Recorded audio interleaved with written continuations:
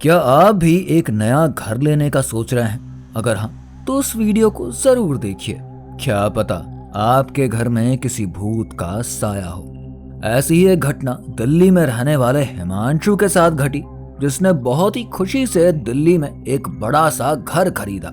लेकिन घर खरीदने के बाद हिमांशु की पूरी जिंदगी ही बदल गई। आइए जानते हैं क्या है पूरी घटना आज की इस वीडियो में। आज से कई सालों पहले हिमांशु ने दिल्ली के एक छोटे से शहर में एक बहुत ही आलीशान घर बनवाया था। वो घर इतना आलीशान था कि आने जाने वाले की नजर बस इसी घर पर ही टिकी रहती थी। हिमांशु के घर में उसके माता पिता और एक छोटी बहन थी।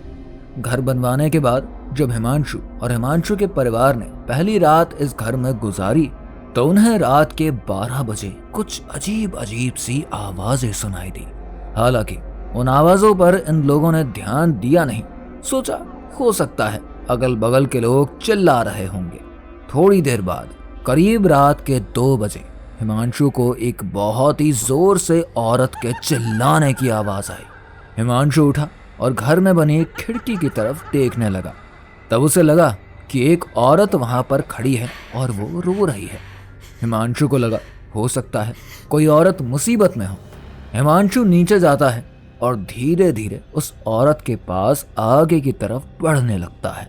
जैसे ही वो औरत हिमांशु की तरफ पलटकर देखती है, वैसे ही हिमांशु जोर से चिल्लाने लगता है, क्योंकि इस औरत का चेहरा पूरी तरीके से कटा हुआ था। आंखें पूरी सफेद थी और एकदम लाल कलर की साड़ी पहनी हुई थी। इतना देखते ही हिमांशु जोर से चिल्लाने लगा और अपनी आंखें खोला तो देखा वो अपने कमरे में बेड पर ही लेटा हुआ है। हिमांशु को लगा हो सकता है कि मैंने कोई बुरा सपना देख लिया हो। जैसे तैसे करके सुबह हुई। कुछ दिन बीते। हिमांशु की छोटी बहन की शादी हुई। शादी होने के बाद हिमांशु की बहन अपने ससुराल जाकर वहां पर रहने लगी। लेकिन 1 साल के बाद जब हिमांशु की बहन की डिलीवरी होनी थी, तो उनके वहां ऐसा रीति रिवाज था कि लड़की की पहली डिलीवरी उसके मायके से होती है। तो हिमांशु की बहन अपने घर वापस आई और एक बेटे को जन्म दी। जन्म के बाद 2.5-3 महीने बीते थे। लड़की अपने मायके में ही थी। लेकिन एक दिन कुछ ऐसा होता है जिसकी वजह से हिमांशु की बहन और पूरे घर वालों की जिंदगी मातम में बदल जाती है। क्योंकि हिमांशु की बहन एक दिन किचन में काम कर रही थी, तभी झूले पर उसका बेटा लेटा हुआ था। वो झूला तेज तेज से अपने मन से ही झूलने लगा और अचानक से उसमें लेटा हुआ बच्चा गिर के मर जाता है। इस दिन के बाद मानो हिमांशु के घर पर कुछ ना कुछ अनहोनी होती ही रहती थी। किसी का एक्सीडेंट होता था तो कोई जीने से फिसल जाता था। हिमांशु और उसके पिता का पूरा कारोबार एकदम ठप हो गया था। तब हिमांशु ने सोचा मुझे ऐसा क्यों लग रहा है कि मेरे घर पर किसी आत्मा का या फिर किसी भूत प्रेत का साया है। अब हिमांशु को यह बात समझते हुए देर नहीं लगी और उसने मुंबई के एक सिद्ध बाबा को अपने घर पर बुला लिया। जैसे ही बाबा हिमांशु के घर पर कदम रखते हैं, वैसे ही हिमांशु की बहन अजीब अजीब सी हरकतें करने लगती है।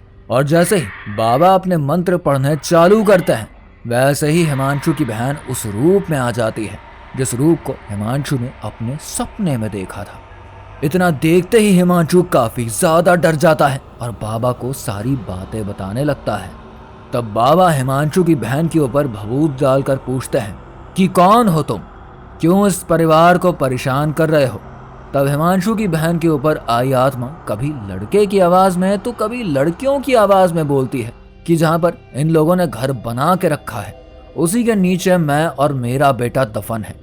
मेरे पति यहाँ पर आकर काला जादू करते थे और रोज एक बलि चढ़ाते हैं। तभी बाबा पूछते हैं तुम लोग मरे कैसे। तभी आत्मा बताती है कि मेरा बेटा दिमाग से ठीक नहीं था, जिसके चलते एक दिन वो सीढ़ियों से गिरकर मर गया और मैं उसे बहुत ही प्यार करती थी। मुझे अपने बेटे को खोने का दर्द बर्दाश्त नहीं हुआ और मैंने भी आत्महत्या कर ली। और फिर चिल्ला चिल्ला कर कहने लगी मैंने ही हिमांशु की बहन के बच्चे को मारा है। हालांकि बाबा ने अपने तंत्र मंत्र के जरिए इन दोनों आत्माओं को मुक्ति दिला दी और हिमांशु के घर पर पूजा अर्चना करके घर को पूरी तरीके से शुद्ध कर दिया, जिसके बाद हिमांशु और हिमांशु का परिवार आज पूरी तरीके से ठीक है और इनका कारोबार भी अच्छा चल रहा है।